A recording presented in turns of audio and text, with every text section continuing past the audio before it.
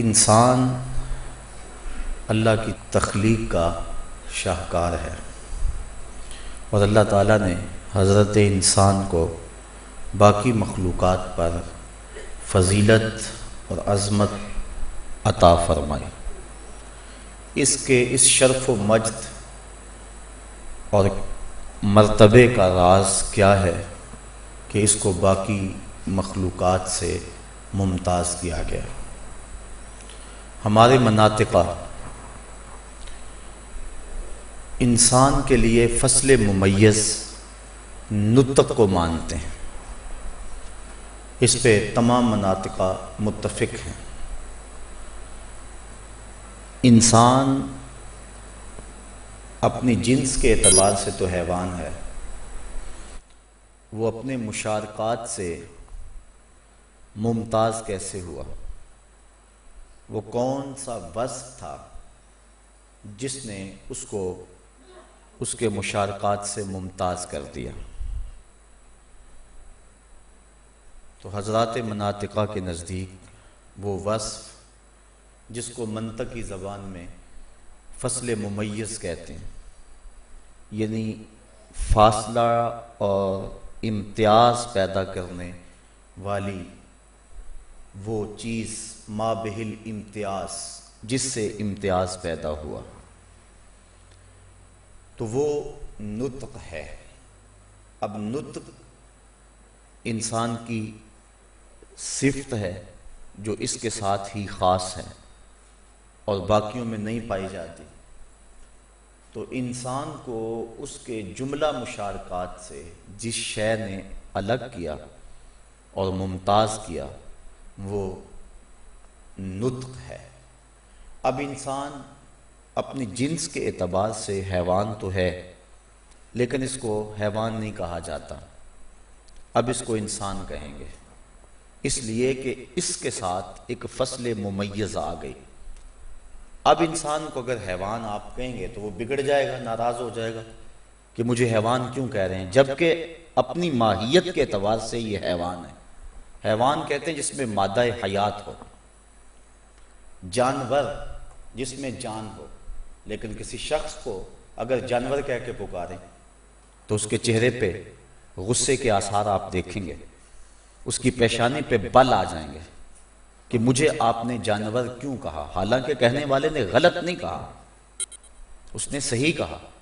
جانور کا معنی ہے جاندار، اور حیوان کا معنی ہے جس میں مادہ حیات پایا جائے۔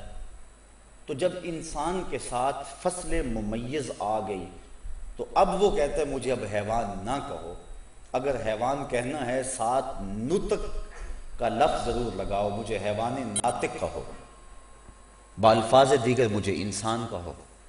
تو اب وہ اپنے لیے حیوان کہلوانا پسند نہیں کرتا، چونکہ حیوان ہونے میں کئی اور چیزیں بھی اس کے ساتھ شریک ہیں، گدھا، گھوڑا، بیل، کتنی چیزیں ہیں، وہ بھی حیوان ہیں۔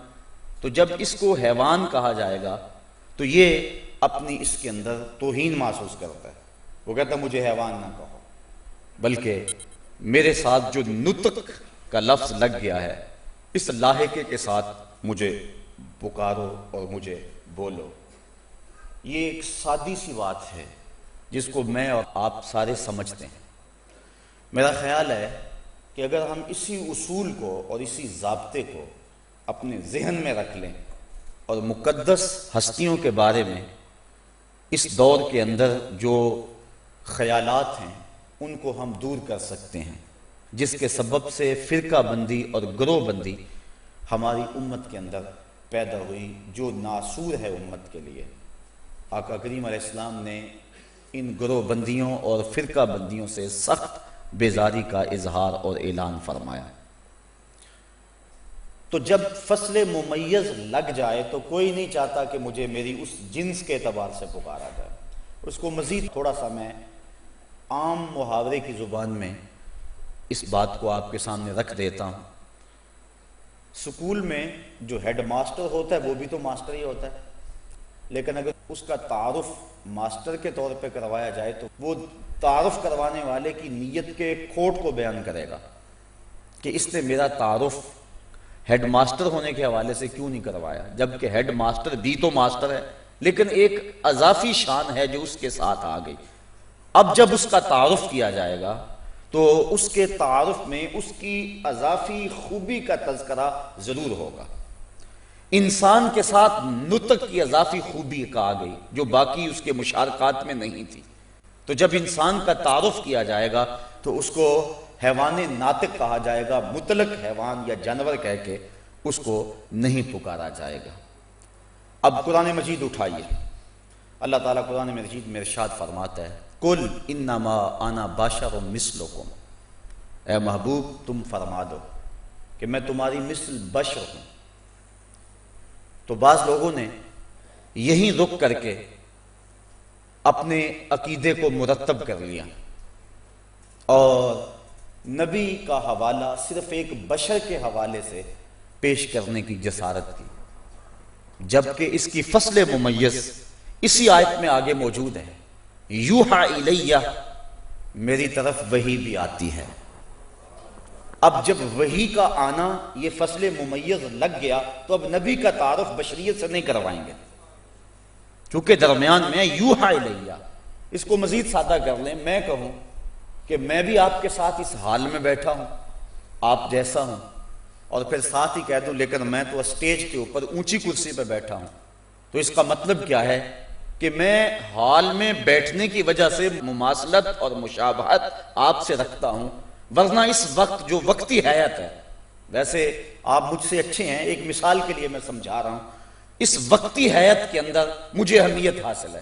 تو جب یہ میں بات بیان کروں کہ میں بھی آپ کے ساتھ حال میں بیٹھا ہوں لیکن میں تو اونچی کرسی پہ اور اسٹیج کے اوپر بیٹھا ہوں، تو اس کا مطلب یہ ہے کہ میں یہ بات آپ تک پہنچانا چاہتا ہوں کہ آپ کے ذہن کے اندر مماثلت من کل الوجوہ پیدا نہ ہونے پائے، اس لیے میں اس فصل ممیز کو فوراً بیان کر دیا۔ تو اللہ تعالیٰ نے جب کہا کہ محبوب تم کہہ دو اے لوگوں میں تمہاری مثل بشر ہوں، تو ساتھ فصل ممیز کا فوراً تذکرہ کیا، یوحا الیہ، لیکن میری طرف تو وحی بھی آیا کرتی ہے، میرے در پہ تو جبریل بھی آتا ہے، میری چوکھٹ پہ تو فرشتے بھی حاضر ہوتے ہیں، یہ ہے فصل ممیز۔ اچھا پھر سوال پیدا ہوا، جب وحی آنے اور نہ آنے سے فرق ہو گیا، یہ فصل ممیز آ گئی، تو پھر یہ کیوں کہا کہ میں اور تم ہم مثل ہیں، میں اور آپ مماثلت رکھتے ہیں، یہ پھر کیوں کہا؟ تو آگے اس کی وجہ بیان فرما دی کہ میری اور تمہاری مماثلت کی وجہ کیا ہے؟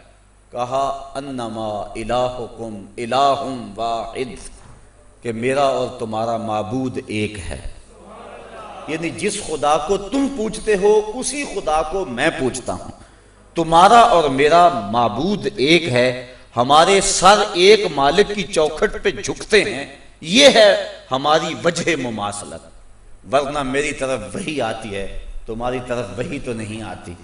تو مماثلت کی وجہ بھی بیان کر دی اور ساتھ فصل ممیز بھی بیان کر دی۔ تو جب فصل ممیز آ گئی تو پھر اب بشر نہیں کہہ سکتے، جب نطق ساتھ لگ گیا تو اب کسی کو حیوان نہیں کہیں گے، اگر کہیں گے تو بگڑے گا، وہ ناراض ہو جائے گا۔ تو جب فصل ممیز آ گئی تو اب بشر کہہ کے تعارف نہیں کروائیں گے، امام الانبیاء کہہ کے تعارف کروائیں گے۔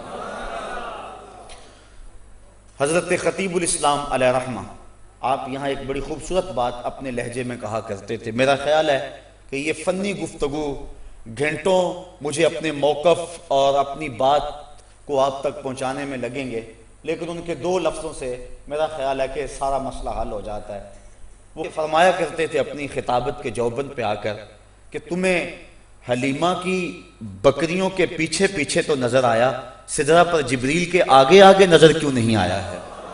اور اقبال اس کو اور سادے انداز میں بیان کرتا ہے، اقبال کہتا ہے تو نے یوسف کو کنویں میں دیکھا تو کیا دیکھا، تو نے یوسف کو کنویں میں دیکھا تو کیا دیکھا، ارے ناداں جو مطلق تھا مقید کر دیا تو نے، تو ابھی تک کنویں میں دیکھ رہا ہے، وہ تو مصر کے تخت کا مالک بھی بن گیا ہے، تیری نظر ابھی تک کنویں میں ہے۔ تو لوگوں کی نظر بشریت پہ رک گئی، لیکن اللہ فرماتا ہے یوحا الیہ، محبوب فرما دو کہ میری طرف تو وحی بھی آتی ہے۔ باقی رہی مماثلت، تو وہ مماثلت اس جہت میں ہے کہ میرا اور تمہارا خدا ایک ہے، جس خدا کو تم پوجتے ہو اس خدا کو میں پوجتا ہوں، ورنہ تم اور ہو میں اور ہوں۔ اور کئی مقامات پہ فرمایا لستو کہیاتکم، میں تمہاری طرح کا نہیں ہوں، اور ایک موقع پہ فرمایا ایوکم مثلی، تم میں سے کوئی میری مثل کا نہیں ہے، یعنی نہ تم میرے جیسے ہو نہ میں تمہارے جیسا ہوں، تم اور ہو میں اور ہوں، میری طرف وحی آتی ہے اور تمہاری طرف وحی نہیں آتی۔ تو یہ فصل ممیز ہے، یہاں یوحا الیہ، یہ بات میں نے ضمن میں آپ کے سامنے رکھی تاکہ جو منصف مزاج لوگ ہیں اگر کہیں دل میں کوئی خرابی ہے تو ان کی خرابی دور ہو سکے۔ میرا مضمون یہ ہے کہ انسان کا جو شرف ہے، مناطق کہتے ہیں، نطق کی وجہ سے ہے۔ انسان بولتا ہے اور باقی جو اس کے مشارکات ہیں وہ نہیں بولتے ہیں، لہٰذا یہ اپنے مشارکات سے ممتاز ہو گیا۔ یہ اس کے شرف کی ایک وجہ ہو سکتی ہے، لیکن ملفوظات میں اعلیٰ حضرت امام اہل محبت امام شاہ احمد رضا خان فاضل بریلوی علیہ رحمہ سے پوچھا گیا کہ حضرت انسان کے شرف و مجد کا سبب کیا ہے؟ تو وہ فرمانے لگے کہ اس کے لیے فصل ممیز ما بہل امتیاز نطق نہیں ہے، بلکہ ما بہل امتیاز انسان کے لیے عقل و خرد کا نور ہے جو اس کو عطا کیا گیا۔ حضرت امام غزالی علیہ رحمہ فرماتے ہیں اللہ تعالیٰ نے 3 طرح کی مخلوقیں پیدا فرمائی۔ ایک مخلوق وہ کہ جس کو عقل کا چراغ دیا گیا، شہوات نہیں دی گئی۔ ایک مخلوق وہ جن کو شہوات دی گئی ہیں، چراغ عقل نہیں دیا گیا۔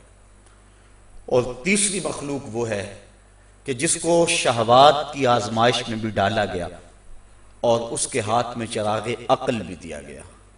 فرمایا جن کو محض عقل کا نور دیا گیا وہ فرشتے ہیں، جن کو صرف شہوات دی گئیں وہ بہائم چوپائے ہیں، اور جس کو عقل بھی دی گئی اور شہوات بھی دی گئی، برانگیختہ جذبات بھی دیے گئے، اللہ کی حدوں کو ملحوظ رکھنے کا حکم بھی دیا گیا، اس کے سینے میں ترنگیں، آرزویں اور خواہشیں بھی رکھی گئیں، لیکن اللہ نے اپنے حکم کے پہرے بھی بٹھائے، خبردار تیری نظر غیر محرم کی طرف نہ اٹھنے پائے۔ تو شہوت بھی دی گئی، عقل کا چراغ بھی دیا گیا، مکلف بھی بنایا گیا، تو وہ مخلوق حضرت انسان ہے۔ اگر چوپایا اپنی زندگی کا نصب العین کھانے پینے اور حصول لذت کو جانتا ہے تو اس کی زندگی کا مقصد ہے ہی یہی۔ فرشتہ اگر اپنی زندگی کے شب و روز تسبیح و تحلیل کے ساتھ وابستہ رہتا ہے تو وہ گناہ کر ہی نہیں سکتا، اس کی فطرت کے اندر گناہ رکھا ہی نہیں گیا، اس کی فطرت ہی ایسے بنائی گئی ہے کہ ذکر و فکر، تسبیح و تحلیل اس کی غذا ہے، اور اس کے بغیر اسے چین نہیں آ سکتا ہے۔ آنکھوں میں روشنی نہ ہو اور بندہ کہے کہ میں کبھی سینما گھر نہیں گیا تو یہ کمال کی بات نہیں ہے۔ کان سے بہرا ہو اور کہے آج تک میں نے غیر محرم کی آواز تک نہیں سنی تو یہ کمال کی بات نہیں ہے۔ پاؤں سے چلنے کی سکت نہ ہو، کہے میں کبھی بری راہ پہ نہیں چلا ہوں تو یہ کمال کی بات نہیں ہے۔ حسن تو یہ ہے اس مرغابی کا کہ جو پانی کے اندر ہوتے بھی لگاتی ہے اور اپنے پر بھی گیلے نہیں ہونے دیتی۔ تو کمال تو اس انسان کا ہے جس کے دل میں خواہشوں کا ہجوم رکھا گیا اور جس کے سینے میں امنگیں اور ترنگیں رکھی گئی، لیکن کہا خبردار غیر محرم کی طرف تیری نظر نہ اٹھنے پائے۔ خیالوں پہ پہرا بٹھایا، سوچوں پہ پہرا بٹھایا، اور اس بندے نے اپنے رب کی عبادت کر کے اور جن چیزوں سے اس نے روکا تھا پوری طرح سے رک کر کے اللہ تعالیٰ جل شانہ کی بندگی کا حق ادا کیا۔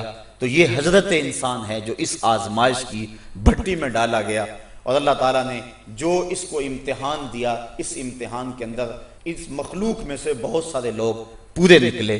تو یہ وہ مکلف بنانے کی وہ تکلیف تھی جس وجہ سے انسان کو مجد و شرف دیا گیا۔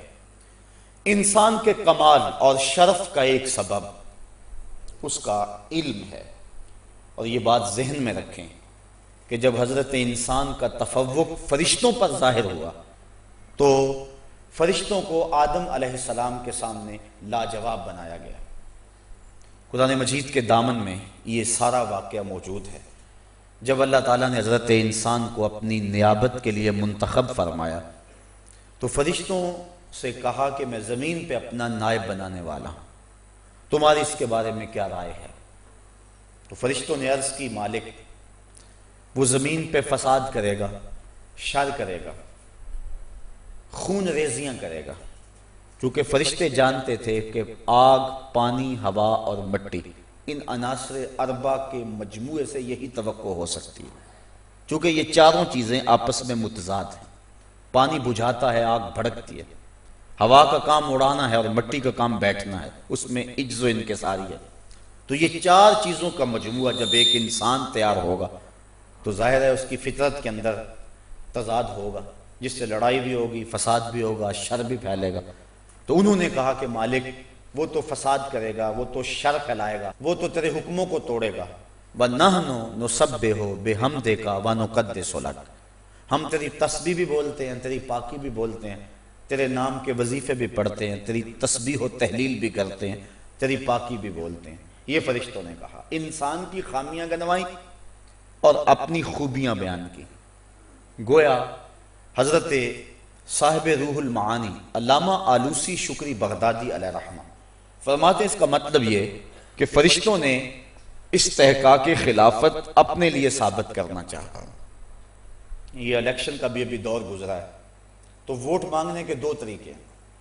ایک تو یہ کہ اپنی خصوصیات بیان کی جائیں کہ میں نے یہ کام کیا ہے، تمہارے سامنے یہ سب کچھ، اور دوسرا یہ ہے کہ جو مد مخالف ہے اس کے نقص گنوائے جائیں کہ میاں نہ مجھے ووٹ دو لیکن جو مقابل میرے کھڑا ہے اس کا کردار بھی تو دیکھو، اس کی زندگی کے شب و روز بھی تو دیکھو، اس کے نشے اور اس کی شرابیں بھی دیکھو، ملک کے وسائل کو لوٹ کے کھا گیا وہ بھی تمہارے سامنے ہے، اب اپنی مرضی کر لو، میں ووٹ نہیں مانگتا۔ تو یہ دو طریقے ہیں، مخالف کے نقص گنوائے جائیں، یہ ایک طریقہ ہے مائل کرنے کا، اور دوسرا اپنی خوبیاں بیان کی جائیں۔ فرشتوں نے انسان کے نقص گنوائے اور اپنی خوبیاں بیان کی کہ یہ لڑائی کرے گا، دھینگا مشتی کرے گا، شر پھیلائے گا، فساد کرے گا، ہم تیری تسبیح بھی بولتے ہیں، تیری پاکی بھی بولتے ہیں، تیرے نام کے وظیفے بھی پڑھتے ہیں۔ مطلب کیا کہ خلافت کا حق ہمیں ہے کیونکہ ہم تیرے وفادار ہیں اور یہ تو تیرے حکموں کو توڑنے والا ہے۔ اب فرشتوں نے اپنے لیے استحقاق خلافت ثابت کرنا چاہا۔ اب میرے مالک نے کیا جواب دیا؟ قال انی اعلم ما لا تعلمون، جو میں جانتا ہوں وہ تم نہیں جانتے۔ تمہاری نظر ان کی لڑائیوں پہ ہے، خون ریزیوں پہ ہے، قتل و غارت پہ ہے، لیکن میری نگاہ کربلا کے تپتے ہوئے ریگزار میں نیزے کی نوک پہ پڑھتے ہوئے قرآن پر ہے کہ وہ جو نیزے کی نوک پہ بھی قرآن پڑھیں گے میری نگاہیں ان پہ ہیں، جو میں جانتا ہوں وہ تم نہیں جانتے۔ یہ اللہ تعالیٰ نے ان کے جواب میں بات ارشاد کی۔ اب واقعہ کس طرح ہوا؟ وَعَلَّمَ آدَمَ الْأَسْمَاءَ كُلَّهَا ثُمَّ عَرَضَهُمْ عَلَى الْمَلَائِكَةِ، پھر فرشتوں کو لاجواب کرنے کے لیے حضرت آدم علیہ السلام کو مختلف اشیاء کے نام سکھائے۔ اسماء کے اوپر الف لام یہ جنسیت کا فائدہ دیتا ہے، یعنی کوئی اسم باقی نہ رہا، حالانکہ اسماء جمع تھا لیکن الف لام ساتھ لگا کر یہ ثابت کرنا چاہا کہ کوئی اسم ایسا نہیں تھا جو ان کے علم سے خارج ہو۔ پھر کلہا سے تاکید لفظی لگائی، جبکہ الاسماء، اسماء کے اوپر جو الف لام ہے وہ جنس کا ہے، چلو استغراق کا بھی اگر آپ اس کو مانیں، استغراق کا ہے وہ، تو اس سے یہ طے ہو گیا کہ کوئی اسم باقی نہ رہا جو حضرت آدم علیہ السلام کے سینے میں جس کا علم نہ رکھ دیا گیا۔ لیکن اس کے باوجود پھر کلہا کی تاکید لفظی سے اس کی تاکید کر دی کہ ہر اسم کا ان کو علم دے دیا گیا، حتی القصع والقصیع۔ علماء فرماتے یہاں تک کہ یہ بھی بتا دیا یہ پیالہ ہے اور یہ بھی بتا دیا یہ پیالی ہے۔ اور امام رازی لکھتے ہیں صفاتہا ونعوتہا، کہ چیزوں کی صفتیں، ان کے وصف اور ان کی خوبیاں بیان کرتی۔ چیز بنتی کیسے ہے، اس کا میٹیریل کہاں سے آتا ہے، اس کی ترکیب کیا ہے، طریقہ استعمال کیا ہے، یہ ٹوٹ جائے تو اس کو دوبارہ صحیح کیسے کرنا ہے، اور اس کو اردو میں کیا کہتے ہیں، ہندی میں کیا کہتے ہیں، سندھی میں کیا کہتے ہیں، 70,000 بولیاں بھی سکھا دی۔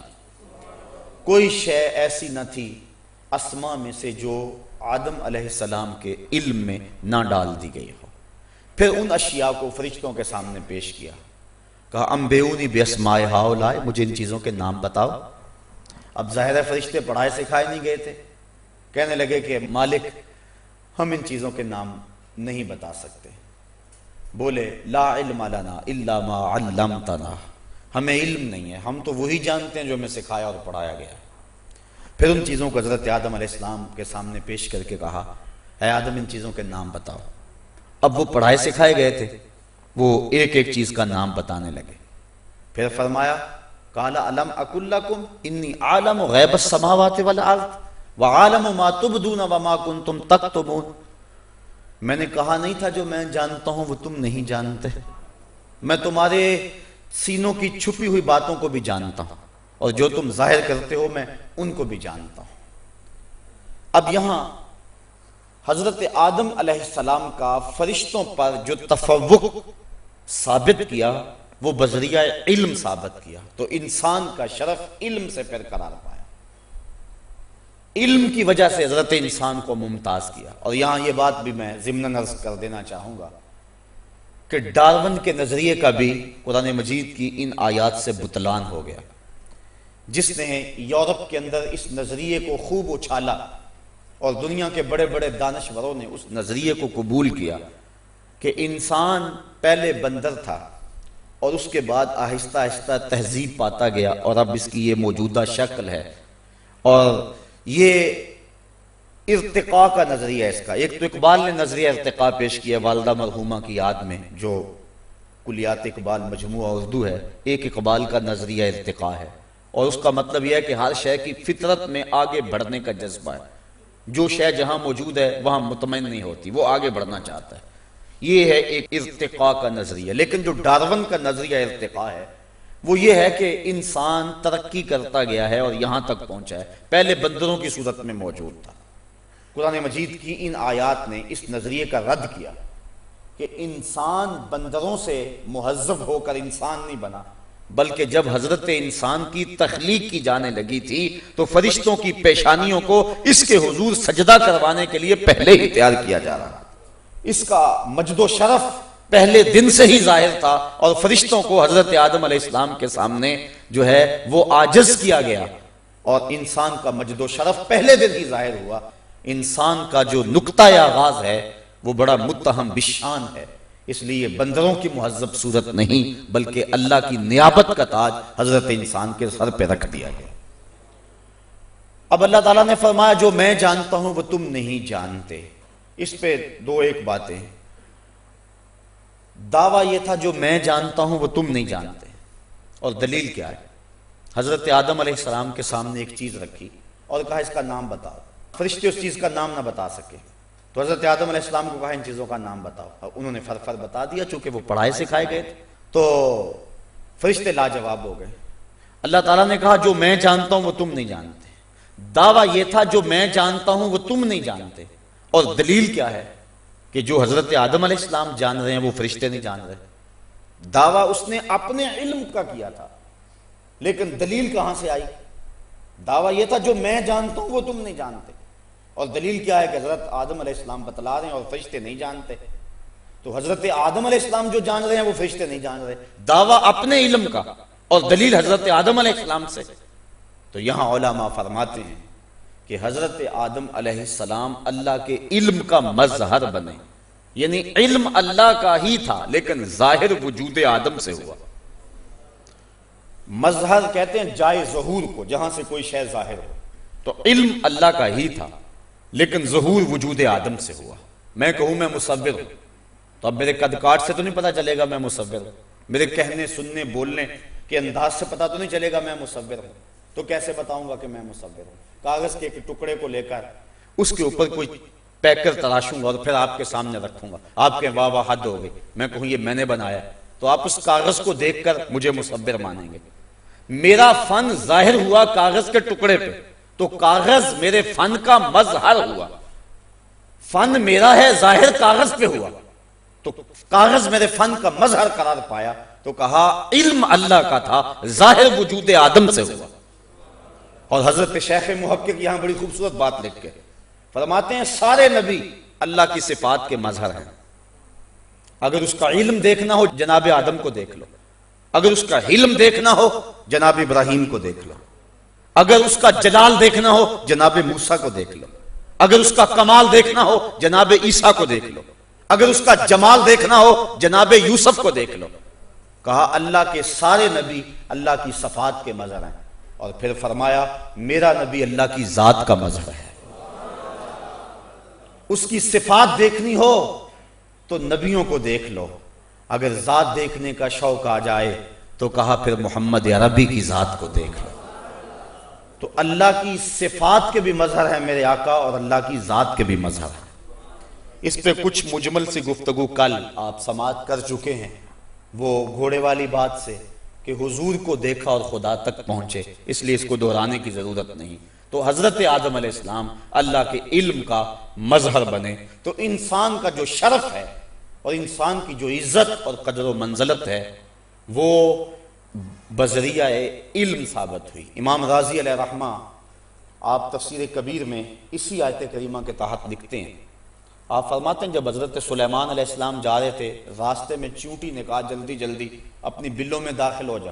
حضرت سلیمان علیہ السلام کا لشکر آ رہا ہے، کہیں بے خبری میں تمہیں کچل نہ دیں. تو اللہ تعالیٰ نے اس چیونٹی کو قیامت تک آنے والی چیونٹیوں کا سردار بنا دیا. کیوں؟ اس لیے کہ اس نے کہا تھا جلدی جلدی بلوں میں داخل ہو جاؤ، اللہ کے نبی کا لشکر بے خبری میں تمہیں کچل نہ دے. وہ چیونٹی اس بات کو جانتی تھی کہ نبی کا تربیت کردہ لشکر جان بوجھ کر ایک ننھی جان کو بھی ضائع نہیں کر سکتا. اس علم کی وجہ سے اس چیونٹی کو قیامت تک آنے والی چیونٹیوں سے ممتاز کر دیا گیا. تو علم سے امتیاز پیدا ہوتا ہے. امام خویری لکھتے ہیں کہ حضرت سلیمان علیہ السلام کو اللہ نے اختیار دیا کہ 3 چیزوں میں ایک چیز کو اختیار کر لو، یا مال لے لو، یا حکومت لے لو، اور یا علم لے لو. انہوں نے عرض کی مالک مجھے علم دے دے. کہا مال اور حکومت علم کے صدقے میں تجھے عطا کر دیتے. تو یہ وہ علم ہے کہ جس سے انسان ممتاز ہوتا ہے، اور فصل ممیز انسان کے لیے علم ہے، اور علم کی وجہ سے انسان شرف پا گیا. میرے اور آپ کے آقا و مولا صلی اللہ علیہ وآلہ وسلم نے واضح اور دو ٹوک الفاظ کے اندر اہل علم کی عظمت اور برتری کو بیان کرتے ہوئے ارشاد فرمایا فضل العالم علی العابد کفضلی علی ادناکم. عالم کی فضیلت عابد پر، عبادت گزار پر، تہجد گزار پر، قائم اللیل اور صائم النہار پر ایسے ہے جس طرح تم میں سے ایک عام آدمی پر میری فضیلت ہو. بلکہ ایک حدیث کے الفاظ اس طرح ہیں جس کو امام ترمذی نے بیان فرمایا کہ فضل العالم علی العابد کفضل القمر لیلۃ البدر علی سائر الکواکب. عالم کی فضیلت عابد پر اس طرح ہے جس طرح 14ویں رات کے چمکتے ہوئے چاند کی فضیلت ستاروں پہ ہوتی ہے. تو یہ شرف کا سبب. اور آقا کریم علیہ السلام نے ارشاد فرمایا کہ نبیوں کی وراثت درہم و دینار نہیں ہوتے، نبیوں کی وراثت علم ہے، اور علماء نبیوں کے وارث ہیں. سلطان محمود غزنوی کو اس حدیث کے متن پہ یقین نہیں آتا تھا. اس کے ذہن میں یہ خیال آ گیا کہ شاید یہ علماء نے اپنی مدح میں خود ہی گڑی ہے. میرا باپ سلطان سبکتگین ہے یا کوئی اور، اس کے بارے میں بھی اس کو وہم تھا. قیامت کے قیام پر بھی اس کے ذہن کے گوشے میں شک رہتا تھا. ایک دن سلطان گھر سے نکلا، خادم سونے کا شمعدان لیے آگے آگے چل رہا ہے. بادشاہ نے دیکھا ایک مدرسہ ہے جس کی چھوٹی چھوٹی 4 دیواری ہے، وہاں ایک طالب علم سبق یاد کرتا ہے. مدرسے کے لالٹین میں تیل نہ ہونے کی وجہ سے جب وہ سبق بھولتا ہے کتاب اٹھا کے قریب ہندو بنیے کی ایک دکان پر اپنا سبق دیکھتا ہے، وہاں جلتے ہوئے گیس کی روشنی میں، اور پھر آ کے دوبارہ اس کو یاد کرتا ہے. بھول جاتا ہے تو پھر جاتا ہے. طلب دین کے لیے پہلی مرتبہ یہ تڑپ بادشاہ نے اپنے آنکھوں سے دیکھی. جب قریب آیا اس کا دل پسیج گیا. اس نے وہ سونے کا شمعدان جو خادم لیا آگے آگے چل رہا تھا اس طالب علم کو دے دیا. ایک روایت کے لفظ ہیں من اعان عالما او متعلما بقلم منکسر او بقرطاس فکأن بنى الکعبۃ 70 مرہ. جس نے کسی عالم دین یا کسی طالب علم کی مدد کی کاغذ کا ٹکڑا دے کر یا ٹوٹا ہوا قلم دے کر، وہ ایسا ہے جس طرح اللہ کے گھر کعبے کو 70 بار تعمیر کیا ہے۔ اس نے وہ پورا شمعدان اس طالب علم کو دیا، طالب علم خوش ہو گیا، اللہ کے رسول بھی راضی ہو گئے۔ بادشاہ سویا، مقدر جاگ اٹھے، حضور علیہ السلام نے خواب میں اسے شرف زیارت بخشا۔ اور یہ بات ذہن میں رکھیں، جس کے خواب میں حضور آئے، حضور ہی آئے۔ ارشاد فرمایا من رعانی فی المنام فقد رعانی فإن الشیطان لا یتمثل بی، جس نے مجھے خواب میں دیکھا اس نے مجھے ہی دیکھا۔ شیطان خواب میں آ کر بھی یہ جرأت نہیں کر سکتا کہ کہے میں حضور کی مثل ہوں۔ جس نے حضور کو دیکھا اس نے حضور کو ہی دیکھا۔ دوسری بات، جس کے خواب میں حضور گئے قصد اور ارادے سے گئے۔ میں کسی کے خواب میں آؤں، آپ میرے خواب میں آئیں، ہمارا قصد نہیں ہوتا۔ یہ محفل سجی ہے، 10 دن تک یہ سلسلہ محبت جاری رہے گا۔ آپ جا کے سو جائیں، یہ منظر دوبارہ آنکھوں میں جاگ اٹھے، آپ مجھے گفتگو کرتا ہوا پائیں، مجھے خواب میں دیکھیں، مجھے آپ فون کریں کہ آپ میرے خواب میں آئیں، مجھے پتا ہوگا کہ میں آپ کے خواب میں آیا ہوں۔ اچھا میں آپ سب کو دیکھ لوں، آپ کو میں کہوں کہ جناب کل میں نے آپ کو خواب میں دیکھا تھا، تو آپ میں سے کسی کو بھی نہیں پتا ہوگا کہ ہم اس کے خواب میں گئے، چونکہ قصد کا تعلق یہاں نہیں ہوتا۔ لیکن اللہ کے رسول علیہ السلام جس کے خواب میں جائیں اپنی نیت، قصد اور ارادے سے تشریف لے جاتے ہیں۔ اس ضمن کے اندر تیسری بات اور سن لیں کہ خواب کے اندر کسی سے ہم جو وصول کرتے ہیں وہ محض خواب ہوتا ہے۔ خواب میں کروڑ پتی بن گیا، صبح اٹھے گا تو کنگال ہوگا، 5 سٹار ہوٹلوں سے کھانا کھاتا رہا، صبح اٹھے گا تو پیٹ بھرا نہیں ہوگا، خالی ہوگا۔ وہ کیا کسی نے کہا تھا 100 بار میرے ہاتھوں میں تیرا دامن آیا، جب آنکھ کھلی تو اپنا ہی گریباں تھا۔ کچھ نہیں ہوتا، خواب خواب ہوتا ہے۔ کسی کو خواب میں کچھ دیں، کوئی خواب میں کچھ لے، لیکن صبح اٹھے تو نہ سود نہ زیاں کچھ بھی نہیں ہے۔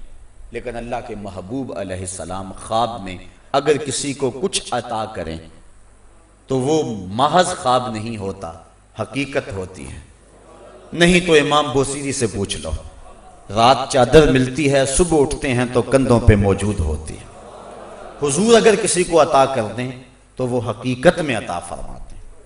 اور چوتھی بات وہ بھی خوشخبری والی جس کو امام بخاری نے بیان فرمایا، میرے آقا کریم علیہ السلام نے ارشاد فرمایا من رعانی فی المنام فسیرانی فی الیقظہ، جس نے مجھے خواب میں دیکھا ان قریب جاگتے بھی دیکھ لے گا۔ علماء کہتے ہیں ساری زندگی نہ بھی دیکھ سکا، جب روح نکل رہی ہوگی رخ محبوب سامنے ہوگا، اور اگر اس وقت حضور کی زیارت ہوگی تو اور چاہیے بھی کیا، سوکھا نکلے سا ظہوری جے ویخ لواں بک تیرا، اگر اس لمحے حضور کی زیارت نصیب ہوگی تو مومن کو اور چاہیے بھی کیا۔ تو جس نے حضور کو دیکھا اس نے حضور کو ہی دیکھا۔ سلطان محمود غزنوی سویا، مقدر جاگے، حضور کی زیارت نصیب ہوئی۔ کتنے شک تھے؟ 3۔ میرا باپ کون؟ قیامت آئے گی کہ نہیں آئے گی؟ کیا علماء نبیوں کے وارث ہوتے ہیں؟ میرے اور آپ کے آقا و مولا فرماتے ہیں انا افصح العرب، عربوں میں بات کرنے کا جو طریقہ مجھے ہے کسی اور کو نہیں ہے۔ اور کلام کا حسن یہ ہے کہ لفظ تھوڑے ہوں معانی زیادہ ہو۔ یہ نہیں 3 گھنٹے کی تقریر بعد میں نتیجہ نکالنے کچھ بھی نہ ہو۔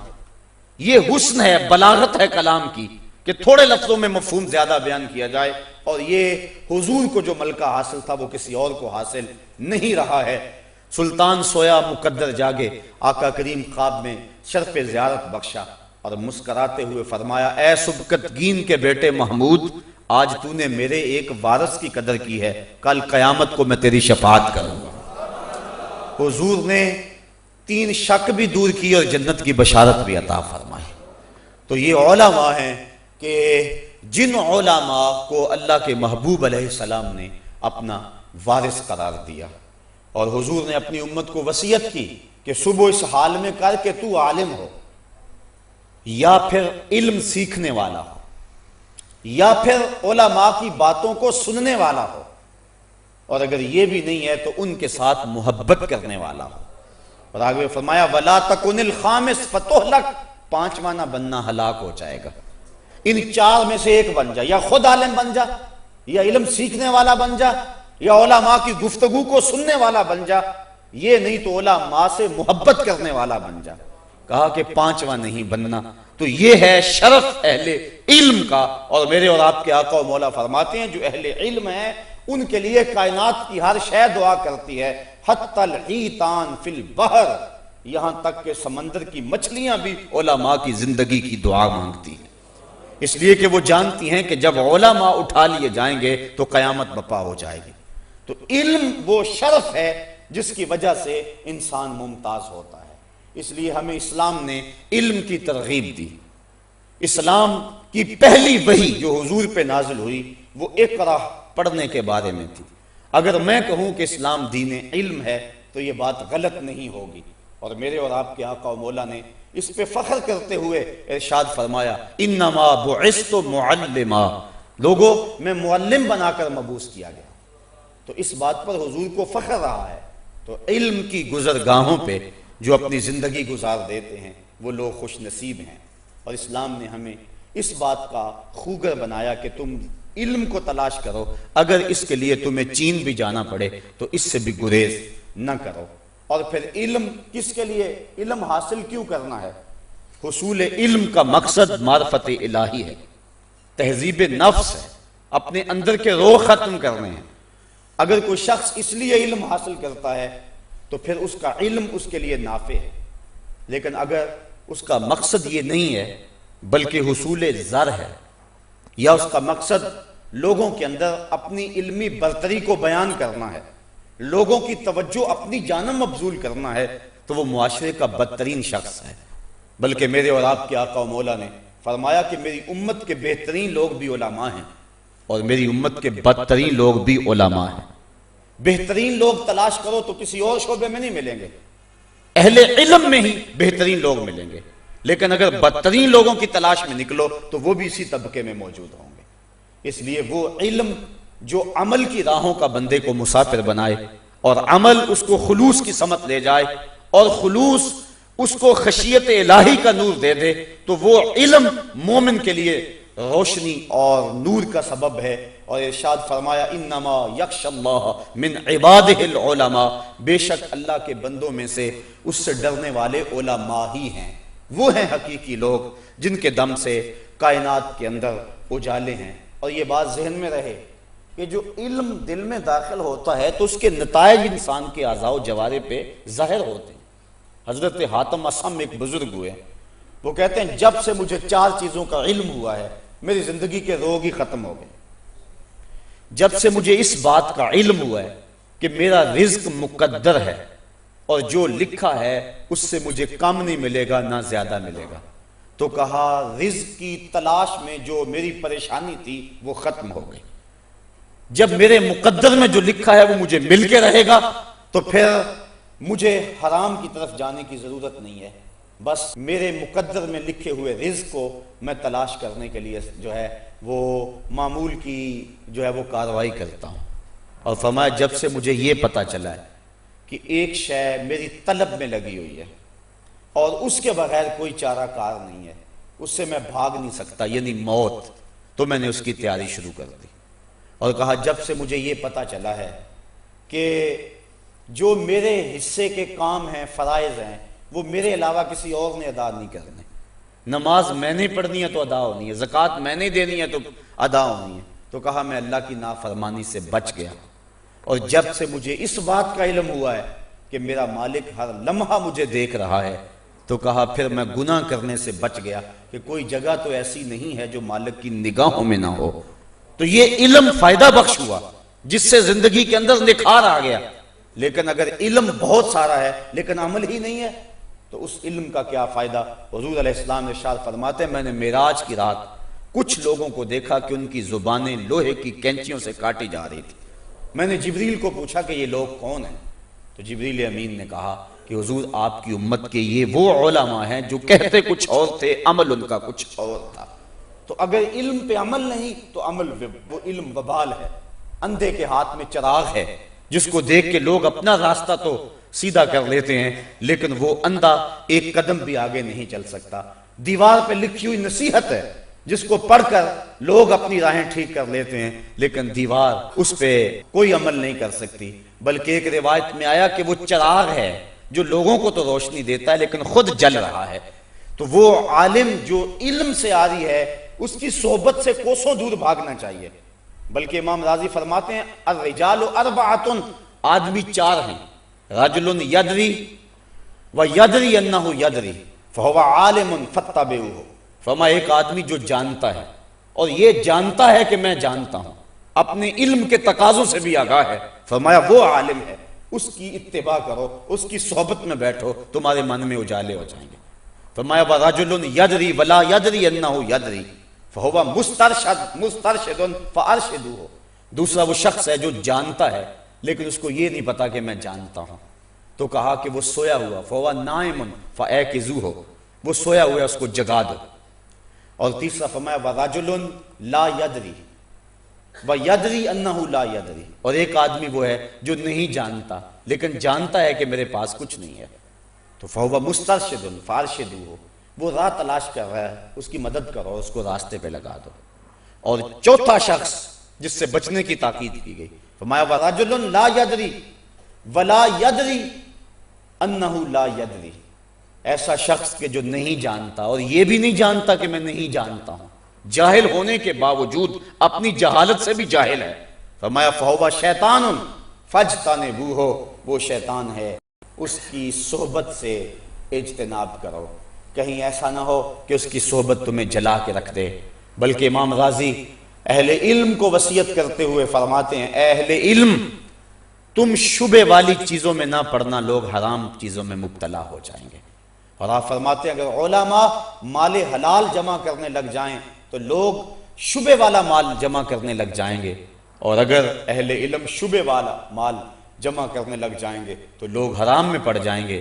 اور میرے امام احمد رضا فاضل بریلوی علیہ رحمہ آپ فرماتے ہیں اے طبقہ علماء، اگر تم نے مکروہ تنزیہیہ کا ارتکاب کیا تو لوگ مکروہ تحریمیہ میں پڑ جائیں گے، اور اگر تم نے مکروہ تحریمیہ کا ارتکاب کیا تو لوگ حرام میں پڑ جائیں گے، اور اگر تم نے حرام کا ارتکاب کیا تو لوگوں کے کفر میں پڑ جانے کا اندیشہ ہے۔